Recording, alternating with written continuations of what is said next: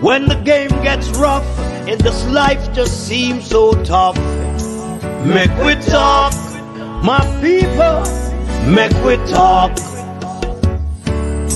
When this town becomes an ugly place, don't let it erase the smile from your face. Mek Wi Talk, people, Mek Wi Talk. Conversation is the key, a guiding light for you and me. Spark a talk and you will see. Conflict solver A to Z. World leaders master the art of self-defense just by talk. So people, Mek Wi Talk.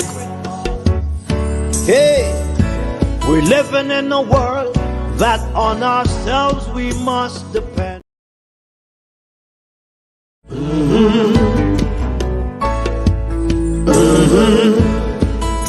When the game gets rough and this life just seems so tough, Mek Wi Talk, my people, Mek Wi Talk.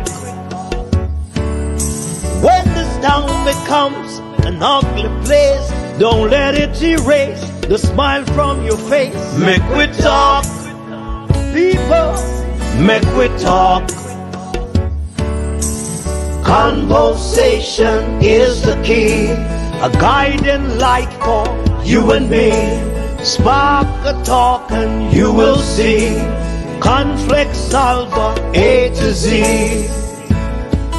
World leaders master the art of self-defense just by talk.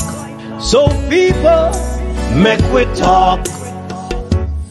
Hey, we're living in a world that on ourselves we must depend. Mek Wi Talk, people.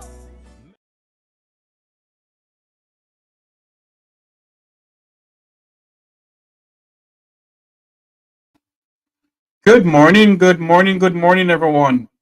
Welcome or good afternoon, wherever you're listening and watching from around the world on the Eastern Caribbean.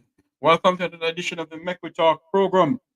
This morning or this afternoon, we're going to speak about coalition government going on in South Africa. It is South Africa's election. Would a coalition government work in Jamaica? When I say would a coalition government work in Jamaica, it means that all the third parties in Jamaica, if they should come together and, if one of the parties, apart from the PNP and the JLP, should run in the next government in the next general election in Jamaica, say the UIC, and they got, say, I wouldn't say majority, but some of the vote wherein it has to have a coalition government. Would it work in Jamaica? Would we see a UIC going up against the People's National Party of the Jamaica Labour Party, where all of them have to come together and form a government?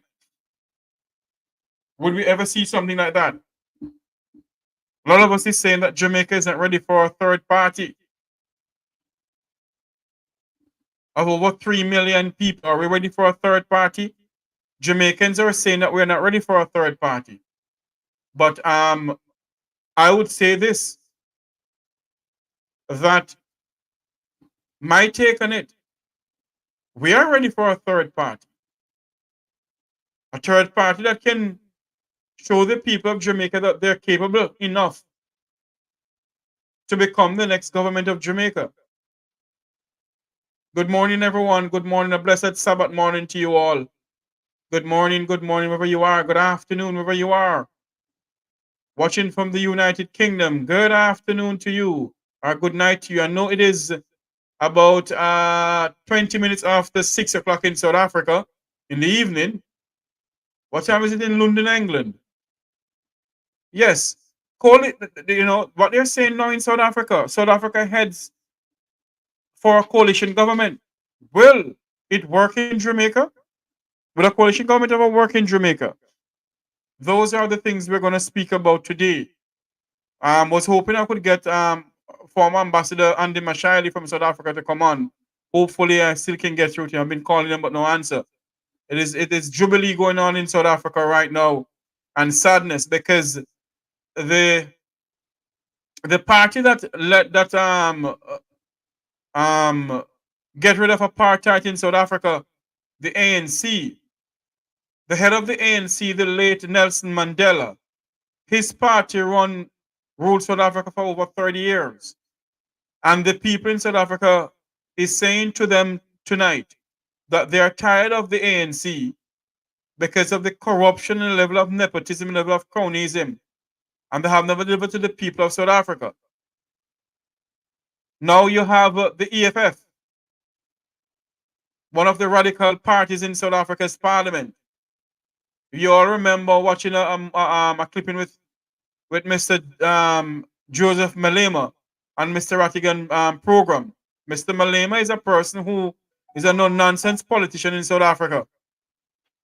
Well, this morning, or this afternoon, I keep on saying morning, this afternoon, we're going to dig deeper into it. Do you think that the coalition government in South Africa, would it work in Jamaica? We're going to show you some clippings of what is going on in South Africa and what we're saying if it would work here in Jamaica. It is something that we all must think about. And I personally believe that the political parties, the third political parties in Jamaica, should think seriously. They should think seriously to push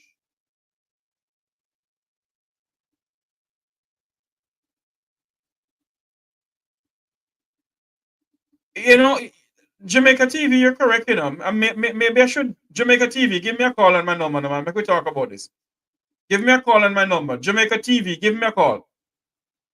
Let us sit and talk about this right on this program here. You don't have to show your face or anything. But I have been saying this for many years.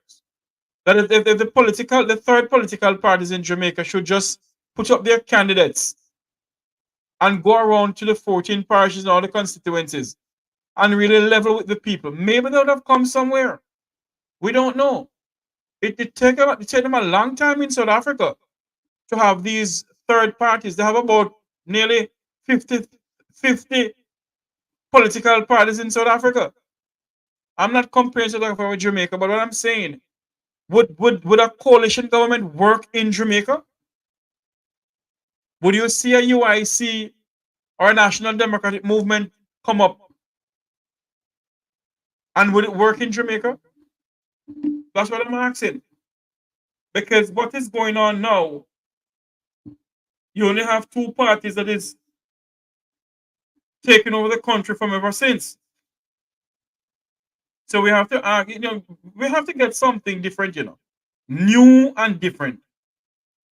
I personally believe that we need something new and different in our country. That's what I personally believe. And I personally believe that the third parties can work. But if they put themselves together and show the Jamaican people that yes, they can become the option that Jamaica seeks, that they can become the answers to Jamaica's problem. That's my personal belief.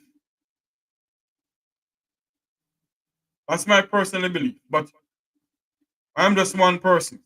I would love to get the views of every other persons who are on.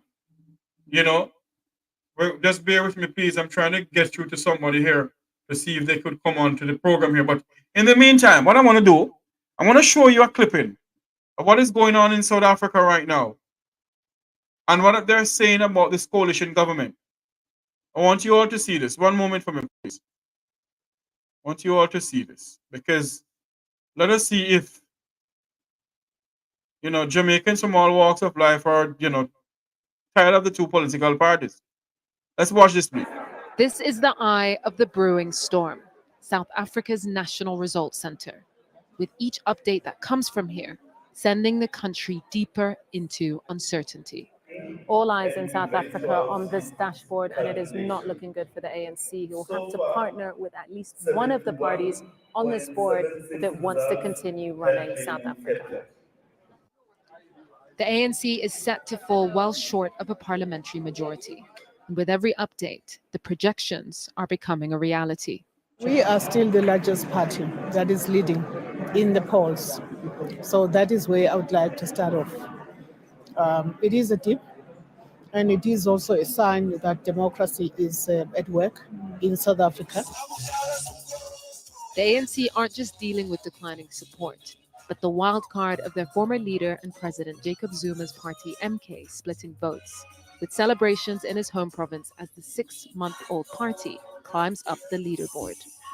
Politically speaking, we believe that he has already subtracted himself from the African National Congress. But to survive the blow of this election, the ANC may have to turn to Zuma's MK party to form a coalition. When it comes to the ANC, the question is, will we partner with the ANC of Cyril Ramaphosa? ANC of Cyril Ramaphosa? No. The ANC has presided over South Africa's 30 years of post-apartheid democracy, but its president Cyril Ramaphosa may not see another term. It's fine. It will be a lesson for them.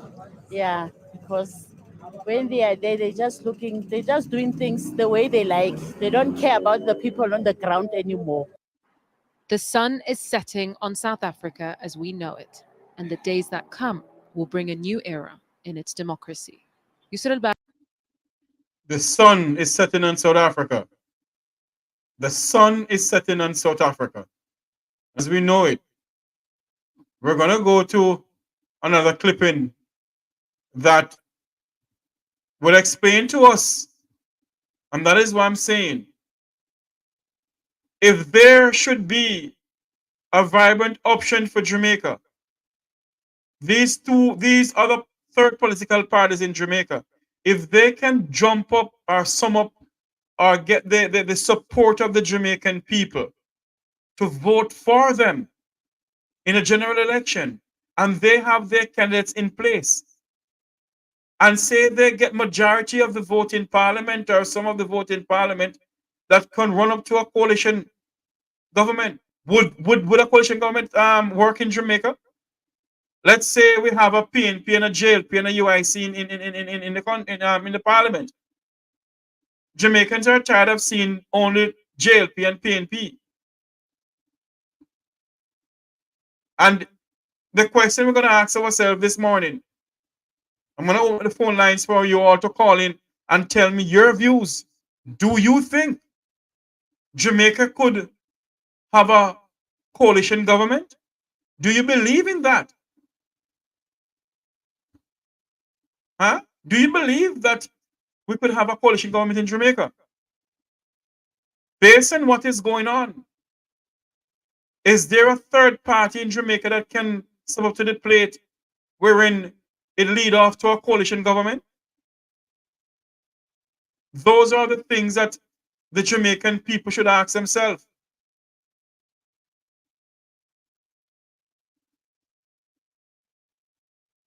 You have never tried a third party, so don't just say definitely you don't want a third party, my good friend. I mean, that's your opinion, you're entitled to your opinion. But I'm just asking the question, do you believe that Jamaica could do well with a third party? Do we have a coalition government? I want you all to watch something here. South Africa, right now, the ANC had led South Africa for over 30 years. And the people of South Africa is saying that they haven't done anything to uplift or to alleviate the poverty in South Africa. Huh? That's what the South African people are saying. I want you all to watch this video here and see if you'll all agree with a coalition government.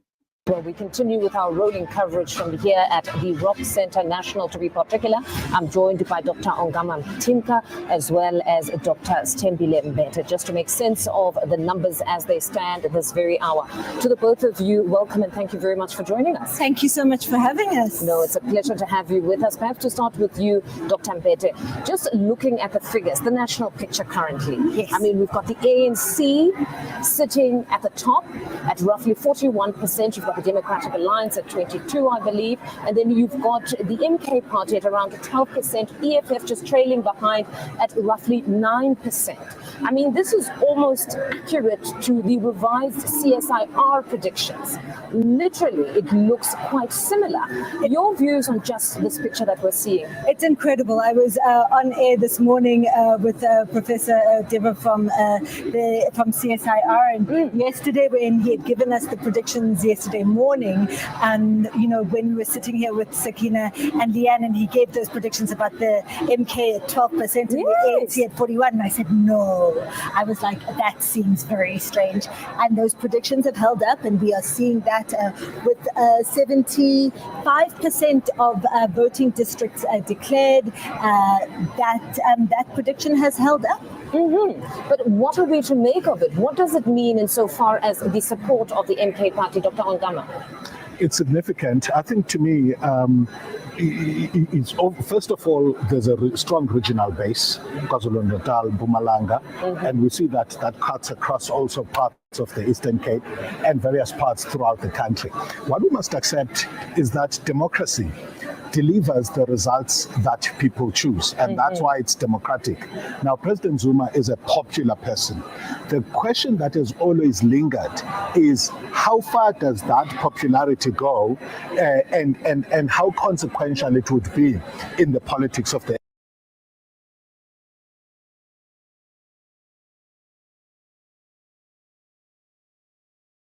We're going to start this video here. I have with me in line former South African Ambassador Andy Mashile. Ambassador, welcome to the Mek Wi Talk program.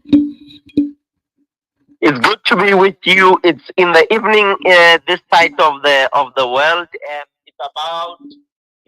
It is 18:38, 6:38 p.m. and it's good to be on your show, Jeffrey. Ambassador, tell me what's going on in South Africa's election. We just had elections 2 days ago. I am one of those who did his citizen duties, went to cast my vote very early in the morning on the 29th. I was there about 7 a.m. Left before it was packed to capacity. Everything went on smooth except for a few hiccups here and there in other provinces. Other provinces in your country would call them other states. Remember, we have 9 provinces. So Yes, for people who are listening to your... In Jamaica, they'll call them parishes or constituencies. In the United States, they call them states. Yes, go ahead. Yes. We have 9, and there were successful elections except for the hiccups here and there. And what I suspect, remember, I am from the law enforcement space and I am a security strategist. So in my line of work, I do analysis. I look at all of these things and I look at the safety and security, national threat to national security, and many of those things that I do in terms of providing advice like on this show. Yes. Everything went on smooth well. Out of the 9 states, one went to Jacob Zuma, the 5-month-old party MK, Mkhonto Wesizwe, meaning the spear of the nation, that was formed by the former president and of the ANC and of South Africa, Jacob Zuma. One province, I think out of the one province, the Western Cape still is in the hands of the Democratic Alliance, which is a party that was founded along the lines of whiteness and that kind of stuff. Even though there has been a little bit of a mix, but it is one of those provinces where there's success in terms of governance and many of those things. So long story short, there hasn't been violence as I predicted, Jeff. I wonder if I was talking to you or on some other shows when a lot of people said there was going to be violence. Yes. What I can tell you is there's a lot of dissatisfaction in terms of suspected vote rigging. Let me tell you, as we were watching the big screens, results trickling in, suddenly at the main operational center, there were glitches, technical glitches. I'm told there were technical glitches. Computers crashed or the system crashed there, and yeah. and it has not been a nice one. This morning, I saw that some of the parties in the Western Cape, wanted a meeting with the Independent Electoral Commission because of suspected fraud. We saw some of the ballot papers where one political party got 138. You can clearly see that it has been should I say doctored from 138 to 2094, 74, something like that. So there will be some little glitches that we saw trending all over South Africa. Ambassador, let me ask you this question though. It's been reported on BBC and even South African news that the ANC, who had run South Africa over 30 years since apartheid, is losing their grounds in South Africa. The ANC is the late President Nelson Mandela's party. You have Jacob Zuma, who is the former president, and now you have Cyril Ramaphosa, who is the president. It is being said that Cyril Ramaphosa will lose a lot of majority in the parliament to one of the rival, in Jamaica would say, third political party. Your views on that?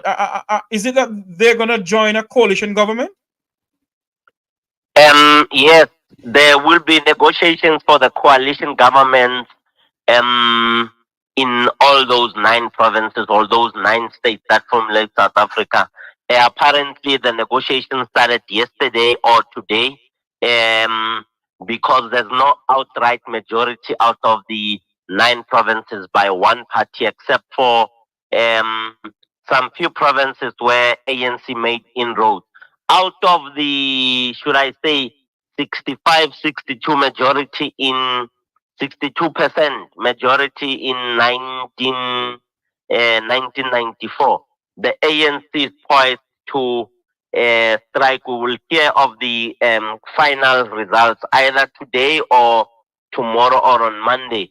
ANC is poised to operate at 42% countrywide, with a number of the following party being the Democratic Alliance.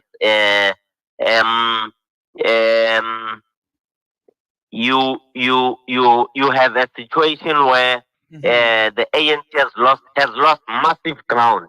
Massive ground. I am told from my calculations and those of my colleagues, analysts and strategists in other parts of our country, have put the loss at about 15% for the ANC. Now that suggests that there's been a massive drop. Could you say why does the ANC lost so much? Because the ANC is a party that led South Africa out of apartheid. You know, Jeffrey, in Jamaica and in America and in South Africa, yes, when you are a government or you are a liberating movement that turned into a party, don't be arrogant. When there are potholes, fill those potholes. When there is a need for a service delivery, in 30 years, in some of the provinces, you don't have tarred roads until up to now. You don't have bridges in some of the provinces. You still find children crossing raging flood rivers, flood waters, trying to go to school, and some of them being taken by those waters in the raging rivers, all trying to better their lives, the lives of their ancestors, the lives of their grandparents and their parents. Don't be arrogant when people talk to you. Engage with people. Do these things that would bring about development. When money is found in the mattress and the sofas, the couches, in the house of the president, let us see someone being held accountable. Let us not see someone ducking and diving. Let there be criminal charges, like it happened with the gentleman with the yellow flying saucer hair and a red tie. Are you talking about Jacob Zuma? No. The gentleman with the flying saucer. orange hair in America who's been convicted of Donald Trump. Yes, convicted of all 34 charges. Let's see justice. Remember, Jeff, in my previous space, I am the chairperson. I'm the former chairperson of the Gauteng Community Police Board. So I would be inclined to seeing whether elements of crime, somebody being arrested, prosecuted, and convicted. I have seen things that I don't want to see. Long story short, the list is long. Do the right things when you are in government. Do the right things when people trust you with their vote. So the ANC has not done that. I saw one of the former presidents after Nelson Mandela, Thabo Mbeki, being chased out of a house in Soweto by an old woman saying, for the past 5 years, for the past X number of years, you have not come here. Now that it's elections, you are coming here. That old lady, it was training, that old lady said, please leave my house and leave my premises. So it tells you people are angry. That's why people would vote for another party. There's actually been a number of things that have made the people of South Africa unhappy. The former Minister of Defense, who became the Speaker of Parliament, you remember, Jeff, he resigned a month or two ago for bribery. I mean, he gave out tenders to some women and went to ask for a bribe. How could you ask for a week when you're a minister and you get an X number of thousands or $1 million as your annual salary, and you still stoop to that low level of asking the contractor, the person that you gave a contract to buy you a week, to give you $1 million, to give you 400,000? I mean, these are some of the things that have made people to say, maybe Mandela is no more there. Maybe it's time for us to move somewhere else. Maybe there's no integrity. That's why the ANC has lost so much support. In my home province, Gauteng, when you come here, you will meet one of our friends. Will knows him very well. Yes. Wilfred Rettigan, my friend. Panyaza. Panyaza is the current premier. Yes, Premier I heard Wilfred Rettigan speak about him. Yes. You can imagine if a guy who's a workaholic like him, before he became the premier, when he was the MEC, before he became the governor of the state, he would go into schools and do toilet cleaning himself and take his whole team, take his jacket off, work in a real sense of service delivery, make sure that kids at schools, be them rural schools or township schools or urban schools, have sanitary pads and towels. When you have such a workaholic guy belonging to a party like the ANC and doing his level best, and you look at others in KZN, arrogant, and you realize that this party is losing votes, and good people like Panyaza, who's been a personal friend of mine, who I was once arrested with many years ago when we were demonstrating against some Taiwanese guys who did something very, very evil. So long story short, this is advice that I would normally give, even when we talk yourself privately on our WhatsApps, and yes, we want people to do good. We want people in Jamaica not to see us their enemies. We want people to say, here are the experts, here are the people with expertise, with so many hours of mobilizing. And this is what they have learned from the ground. When you talk to people in parliament in Jamaica and in officials or people of authority or with authority, it is not that we are spiteful or we are arrogant. It is because we want you to be successful. And not only you, we want our countries to be successful. We want the people of the world where we are to be better, to enjoy a better life, to be healthy, and not to have ordinary flu killing them and many other things happening in that space. That's why the ANC has lost such a big majority, let alone tampering with the criminal justice cluster, law enforcement, policing, the courts, the issues of the public protect. You can see from a distance that the ANC has lost integrity with some of us, even though I grew up supporting the ANC. But the integrity is no longer there. And I am proud to say I have voted against my own party for us to catch a wake-up call. Wow. You know, when I hear you say that, I'm saying to myself, would I ever hear my own Jamaican saying that, listen, the Jamaica Labour Party has lost its integrity, or the People's National Party has lost integrity? Now is the Labour Party that's in power? Would I ever hear Jamaicans say that the Labour Party has lost integrity towards the Jamaican people, and I've decided not to vote for my party? It is good to hear somebody say that out of South Africa because of what is going on in South Africa with the ANC and the level of corruption. Yeah, the level of corruption, very, very serious. Very, very serious. I mean, in law enforcement agencies, as you know, my space, things that are happening there. Former provincial commissioners stealing money destined for the blue lights, stealing millions. And that particular person is the chief of police in a certain state, like in America, a certain constituency in Jamaica. Those are things that we hated. When I joined law enforcement agencies as a civilian overseer, we made sure that there's no hijackings, there's no cash in transit robberies, there are no bank robberies. And a few years later, when I look back, this is now a few years, I left policing in 2016, and after focusing on Interpol, international matters, international safety and security, and many of those things. When you look back and say, what legacy will I show my kids? What have I done? When you look at Google and you go and put my name there, you look at my comments, you look at my interviews, you look at the energy and the passion, and having it work with some of the law enforcement agents. But today, when you look back, you realize that crime is on the rampant, has gone rampant. It's only last month, if not a month or two, when a car was hijacked, and the crooks, I nearly used a French word on your show, but I'm happy that I managed it. So, yeah.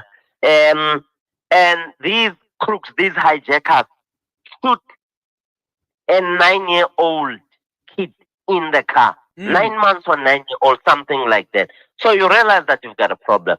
And instead of the shenanigans of stealing money that must go to the police, money that must come to the police stations, money that must make sure that your criminal intelligence is able to marshal a big budget so that they can pay their informants, so that crime must be prevented before it happens. So this is why the ANC, this is why the Labour Party in Jamaica will lose votes. This is why the Republicans or whomever in America, and I'm not a fan of any of the parties, I'm just doing an analysis so that systems can favor the people and not favor individuals with red ties or individuals with black suits. Like one of my brothers would say, empty suits, pretending to be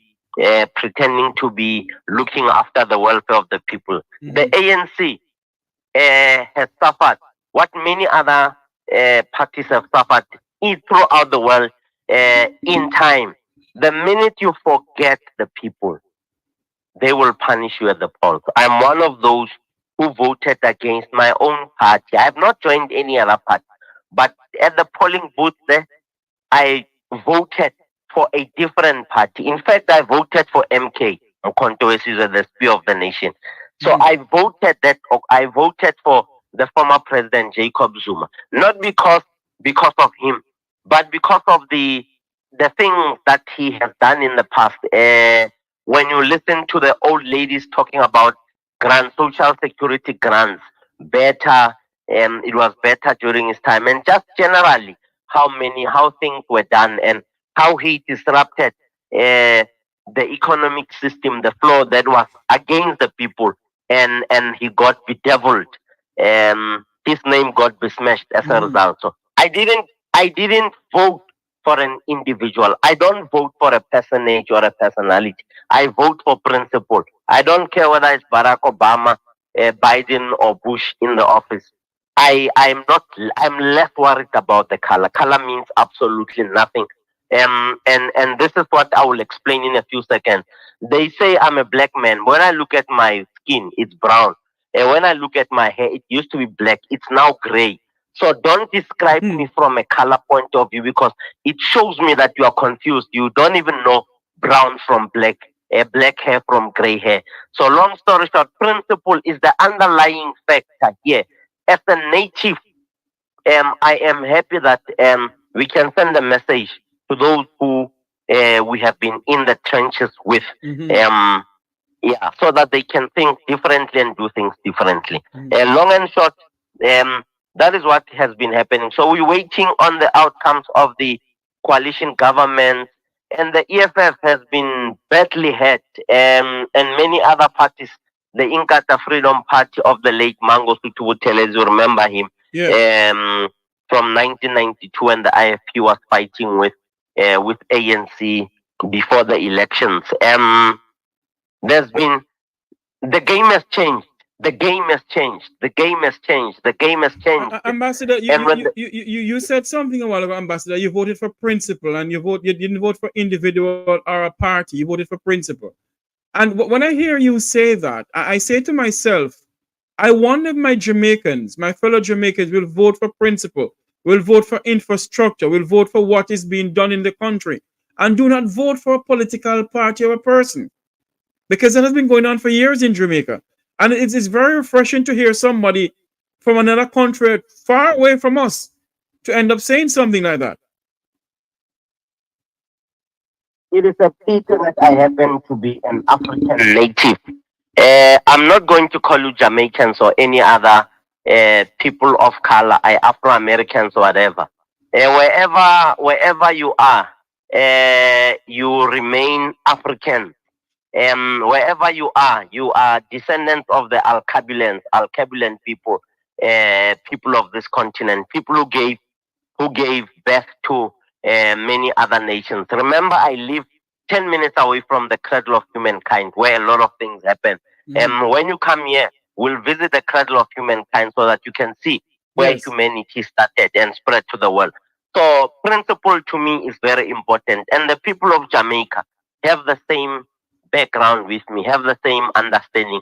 They may talk nice English, they may talk Patois, they may talk Zulu in South Africa, or Sotho, like I'm a Mosotho from the Lesotho Kingdom. They might say whatever they want to say, but long story short, all of us as a people throughout the world want to create an outcome, want to create an environment, want to create a future state that allows everyone to live in harmony. Now, people in Jamaica will vote for a party or will vote for an individual, just like in America, they will, or in Europe, or in Asia and the Middle East. They will vote for an individual because they get paid in India. The Prime Minister or Prime Minister Narendra Modi, or Modi, has a lot of money in his pocket, and they will go to the streets and they will give the small boys money to do mobilization, to buy t-shirts, to give people t-shirts. Let me tell you what happened. When people are poor, you can fool them always, but you won't fool them all the time. Yes, you won't fool them all the time. When leaders understand the law of impermanence, they will think differently. I always start with a why when I do things. Why am I on this show? What is the purpose? What is the message? And why am I sharing this message? I want this to be a better world. I want this to be a safe and a secure world. And I want people to have an understanding, to learn. Jamaicans can learn from some of us. Even though some of us grew up very violent young men fighting white people, I'm not going to say apartheid regime. No, it doesn't begin to describe what we're fighting. We were never in a struggle. We were in a war, the freedom war. I participated in the freedom war. When many things were denied to us, You remember the story of my grandfather being beaten to a pulp Yes. in 1948 and passing on in 1942, Yes, you told in me about it. 1952. Yes. So long story short, the ANC has lost majority. Labour Party in Jamaica will continue to lose majority.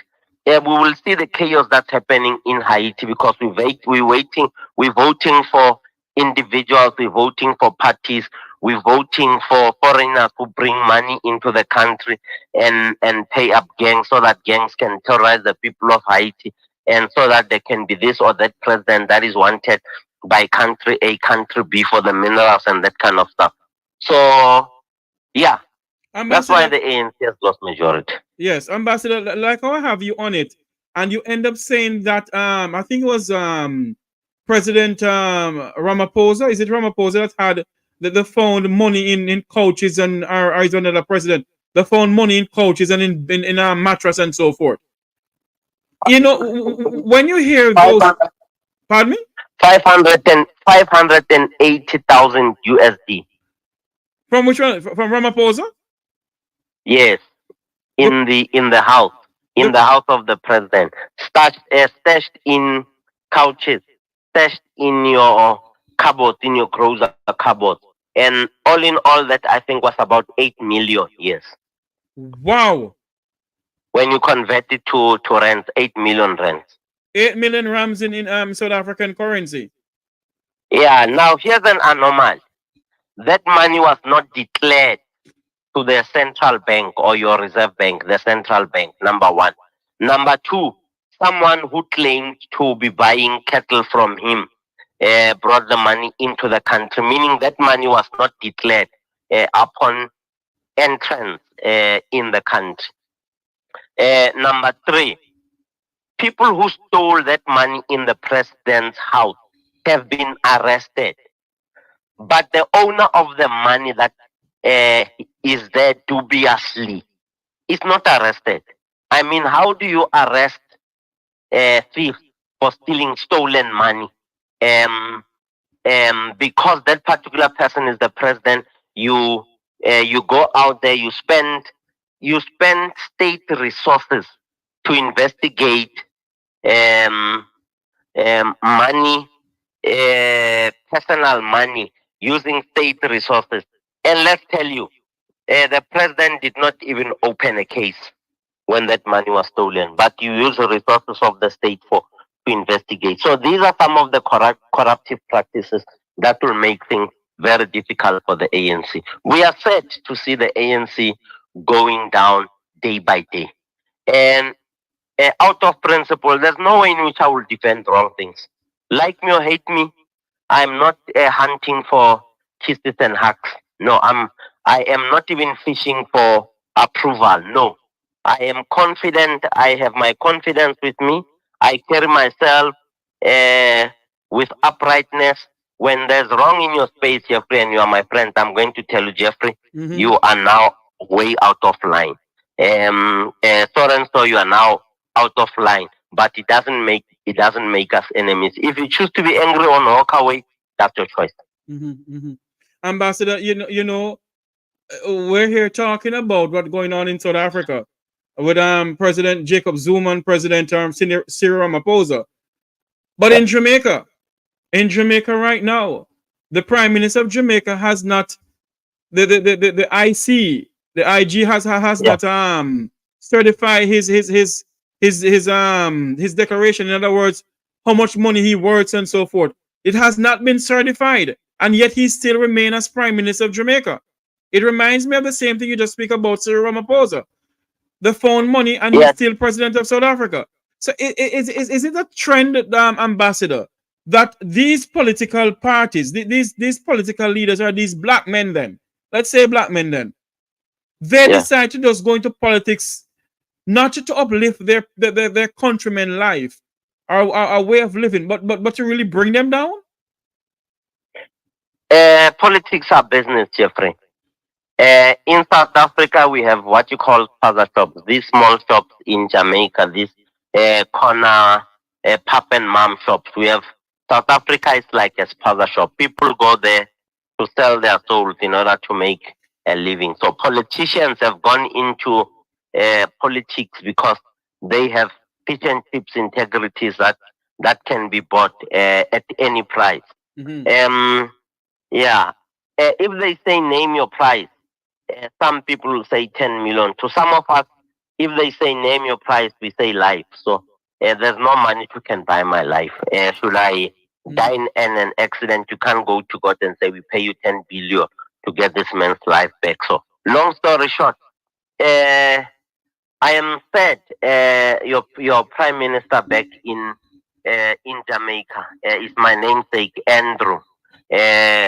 I'm also Andrew. I am sad that when we know what to do, we should stick to doing what is correct.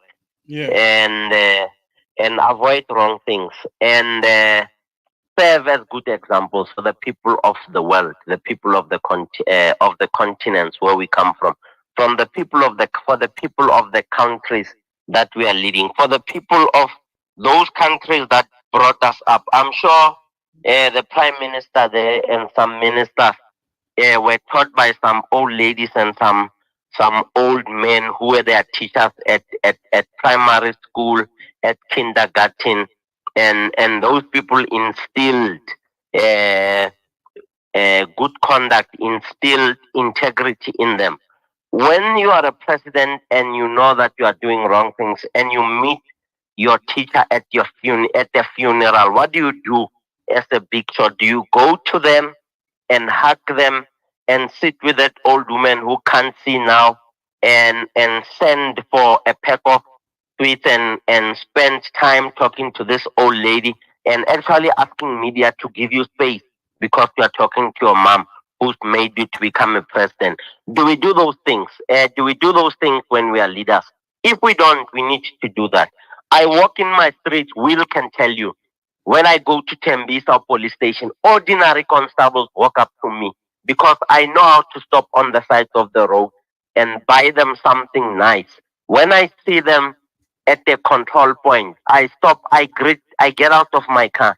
I greet all of them by hand, not because I think I'm special, but because I think that they are special.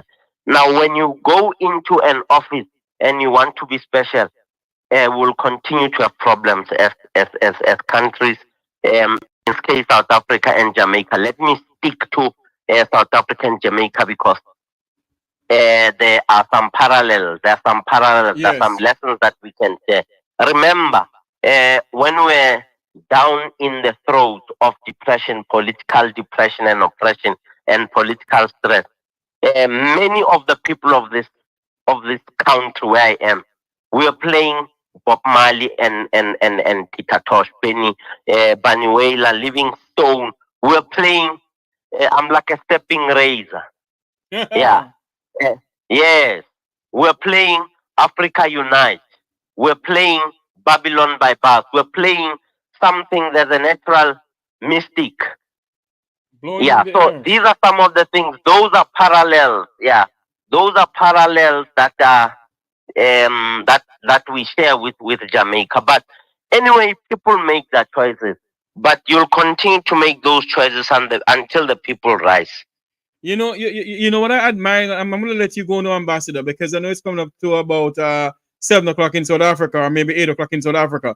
I'm going to let you go now, but I want to say this to you, that I admire you for what you continue to do, not for South Africa alone, but indeed for Jamaica.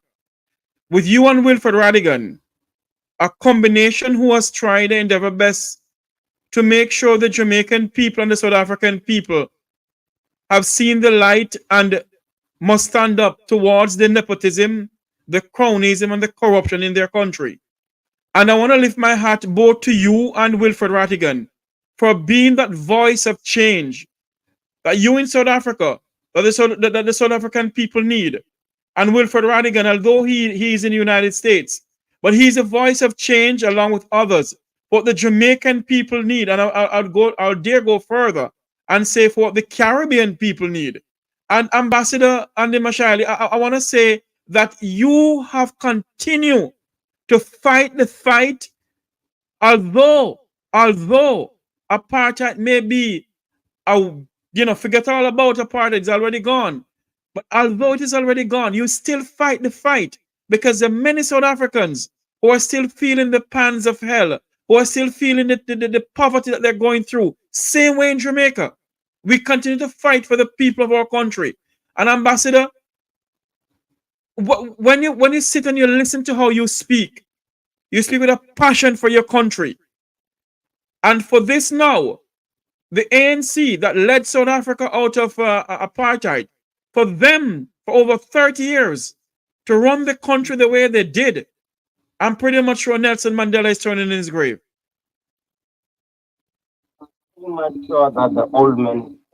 I'm pretty much sure that one of the former presidents of the ANC, John Dube, who was from KZN, I'm sure those old men are very angry. And I'm sure our ancestors as Africans, including Jamaicans, those who were hanged, those who were victims of the Reckless Eyeball Act of 1863. When you were looking at a white woman, you would be hanged. Until the last victim of the Reckless Eyeball Act in 1956. I am sure when they can rise from the grave, they will spit in the face of those of us who are in leadership, whether be it in Jamaica or in South Africa. Our people have seen pain, suffering, destruction of life and limb. Just remember, in 1823, West Africa, when little girls were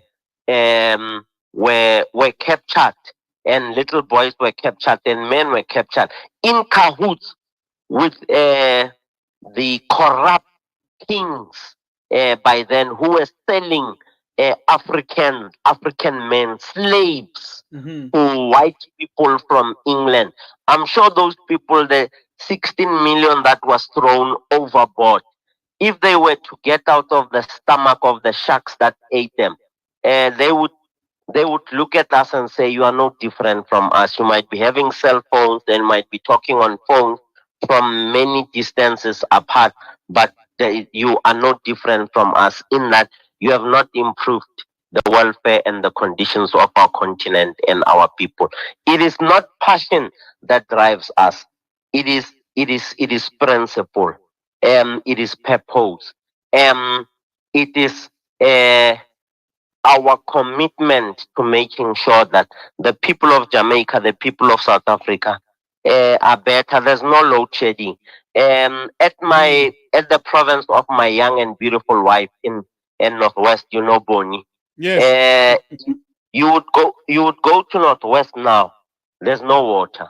My God. And when I go to visit there, my in-laws, at night when you want to relieve yourself or urinate or use the bathroom, you can't because there's no water. So the whole town, the whole area, and when you come to my home province, sometimes, although it's been 5-6 weeks now, or 8 weeks, you sometimes, I have had to cut short of the Mek Wi Talk interview because there was load shedding. Right, As you were interviewing me, electricity supply just gets interrupted. Yes. So it is that principle that says we cannot continue to be nice to a party or to our parties or to our leaders who are undermining what the people want. Ambassador Andy Mashile, former Interpol ambassador to South Africa. You talk about water right now. Jamaica is well renowned as the land of wood and water. Yet, in 21st century Jamaica in 2024, majority of our Jamaican people don't have water in their pipe, Ambassador. So, it's a problem that the world faces with these political leaders. Yeah, it's a serious problem. Ask yourself, why would all governments in 2024 go to elections? All. You start off in Russia, you come to South Africa. In a few months' time, it will be America. I'm not sure when is Jamaica going to the elections. But many world governments are joining forces to have elections in 2024. Is this coincidence or is this planned? And many of the people of the world have common problems. What are we learning? What strategies and tactics can we put in place to mitigate the risk as well as the negative impact on the poor and the unemployed and the homeless people of Jamaica and South Africa? Yeah. Yes. Very good question, Ambassador. I want to say thank you for coming on at short notice. Thank you, sir. Please pass my regards to the heavyweight champion show listeners, and I wish them all of the best. And I will come visit soon,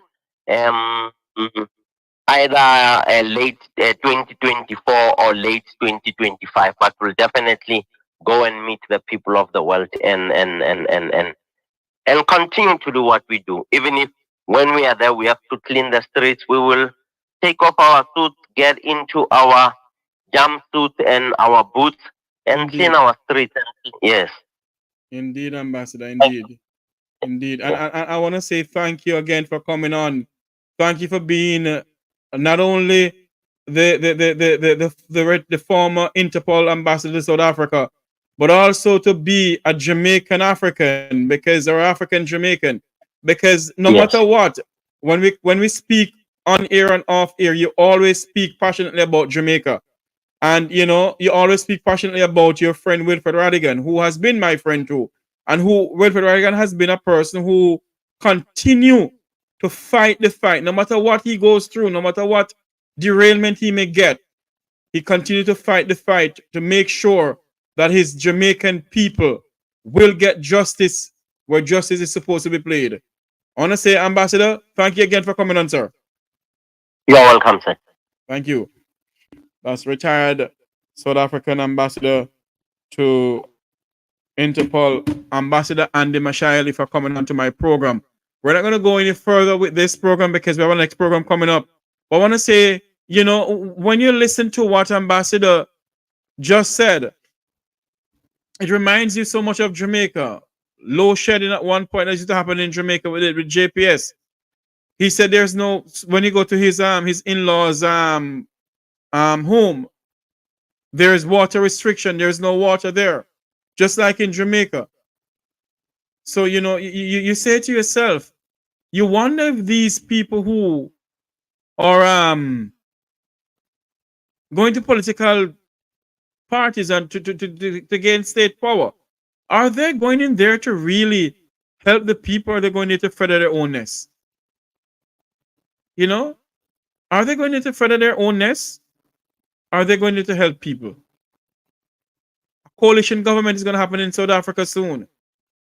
As the ANC, the African National Congress that led South Africa out of apartheid, is going down. They have lost the majority of its vote in South Africa. So they're going for a coalition government. Would we ever see where the Labour Party and the PNP lost majority of its vote, and a third party spring up and take away some of the vote? And would we ever see a coalition government in Jamaica? We're fighting for constitutional reform in this country. Yet, based on what you hear yesterday, you wonder if they're having the constitutional reform for the people of Jamaica or for themselves. That's the question we need to ask ourselves. So many questions to ask ourselves this morning. So many things. It is now 15 minutes after 1 o'clock, 15 after 12 o'clock in Jamaica, and it's 15 after 7 o'clock in South Africa. I want to say thanks to Ambassador Andy Mashile from South Africa for coming on our program. Our topic this morning: South Africa heads for a coalition government. Will Jamaica, will that ever work in Jamaica? The EFF, led by our good friend Julius Malema, they didn't reach so many polls in so many votes in election. So it's a next party that is going to help to form the coalition government which of that I think the EFF is going to be a part of that too. But before we go, I want you to listen to something here. Before we go. Indeed, we need an independent third party. I agree with you. I agree with you. I love Malema. I love Julius Malema. He is one character by himself. He doesn't stand for nonsense as a political leader of a political party. He doesn't stand, you know, for nonsense. He continues to speak out for his poor Africans. And he speak out for Winnie Mandela. The way how the ANC treated Winnie Mandela. And I think that is why Julius Malema decided to form his own party, because they did not treat the late Winnie Mandela properly in the political party. But before we go, I want to play something here before we go that we all can listen to this. We have our next program coming up, the Stocks and Security Limited, SSL, the fraud that happened there. We're going to speak about that soon. But I want you to listen to this first, please. Now, as they say, the proof of the pudding is in the eating. We're now having the pudding, and we can see how that popularity is going to affect the ANC. If I can pick up on that, one of the things that I've realized in terms of how differently the outcome has come to what we were sort of thinking before, we knew that the MK was going to make a huge dent in KwaZulu-Natal, but we were underestimating the impact of that dent at national level. And there's two things that are standing out about how that happened. The first one is that voter turnout in KwaZulu-Natal is much higher than in the rest of the country. So national turnout is at about 58%. In KZN, it's at about 62%. So more voters from KZN contributed to the overall turnout. And so it's far more highly weighted than what we would have expected, given that Gauteng, for example, it has the most number of registered voters. So that's the first thing, that the turnout in KZN was really, really incredible. The second thing is that the MK, although yes, it does have its regional support in KZN, we've seen in Mpumalanga, it's picked up votes across all 9 provinces. So even in the Western Cape, in the Northern Cape, they have some, they have a presence and they have a profile. And so the MK isn't just a regional phenomenon, it is also a national one, and that is what has contributed to what we see on the board today. And then what are we to read into the EFF's numbers currently? Because when speaking to the media, Ompile Mawuto still was quite confident, saying it's early days. We've still got the metros, the numbers are still going to come, and we're going to see a completely different picture. She was actually of the view that the Democratic Alliance is going to dip a bit lower than what we're seeing currently. What do you make of just that statement and the EFF's overall performance thus far? Look, I think that the EFF has got some thinking to do, and sort of going back to the drawing board to think about why it is that in the places where they should have had a far better performance in those metros, they didn't.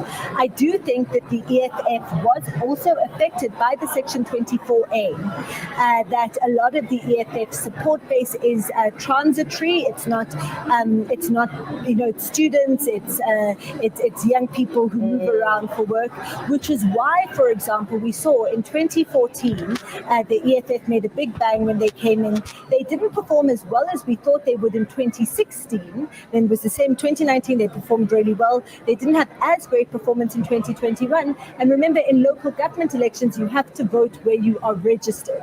And so that rule being applied at national and provincial level also affected the EFF.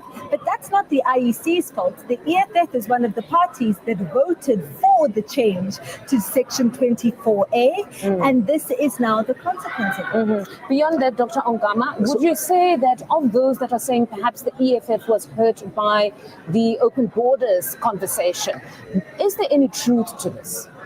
I think there will be some element of truth. The EFF, in fact, realized that, and later in its campaign kind of toned down on it. And Julius Malema and a few other leaders, in fact, tried to clarify what they mean by their more openness in terms of the country. Dr. Ndlozi was actually among those who tried to clarify or better refine the message around the open borders. Indeed, but the other thing we mustn't forget is that political parties grow in waves of rage, waves of big phenomena. that pull people in big numbers. So a few things here. In 2014, it was clear the anger against the Zuma administration throughout that period. In 2019, it was the anger also by some loyal in the ANC to former President Zuma against Cyril Ramaphosa. So they benefited from what otherwise was anger against, revenge, if you like. So politics of grievances, which is what they say now is the benefit that is being enjoyed by former President Jacob Zuma here, that they could be aggrieved with how the economy has turned out, etc. Absolutely. And then I wrote a piece on how the EFF in this election was searching for the next big swing. And that depended on getting the next big idea. They toyed around with the RET, and I think that from a future point of view, that was going to be a fatal move. I would say the EFF is at a liminal space. And at a liminal space, that's the space where you are doing a survival strategy, a strategy of how to remain alive so that you could allow the environment to present to you, again, that next grand moment that allows you to strike. I wouldn't panic if I was in any of the leadership of the EFF. They find themselves in the same position that the DA in 2019 was, where they needed to find, some constituency was abandoning them, and they needed something, a key message of how to attract the constituency they had been pursuing, but was refusing to come to the party, or do what they did, which was to say, let's go back to the core constituency. And in this election, they are being rewarded in some ways, because as I was looking at the results, they've pushed out the Freedom Front Plus. So the point I'm making is that the EFF is in that same space. All they can do is to play a wait-and-see game while surviving. Dr. Mbete, your take on just the DA's performance, that here in 2019, we had heard from Helen Silla that they had toyed around with the race conversation, and it was to their detriment, that it was a wrong call.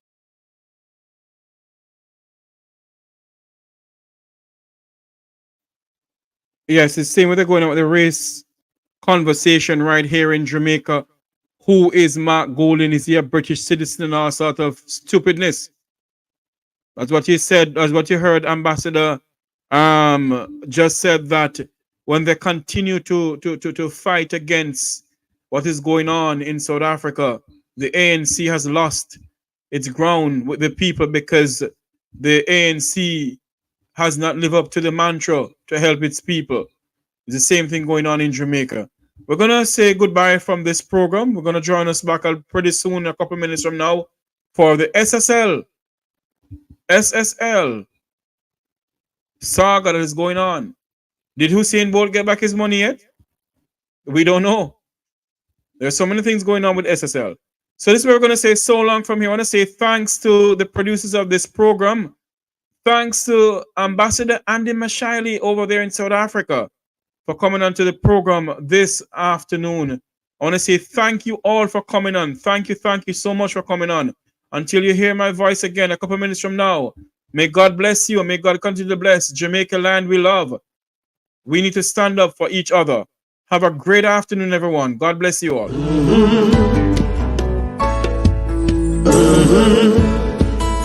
When the game gets rough and this life just seems so tough, Mek Wi Talk, my people, Mek Wi Talk. When this town becomes an ugly place, don't let it erase the smile from your face. Mek Wi Talk, people, Mek Wi Talk. Conversation is the key, a guiding light for you and me. Spark a talk and you will see. Conflict solver A to Z. World leaders master the art of self-defense just by talk. So people, Mek Wi Talk. Hey, we're living in a world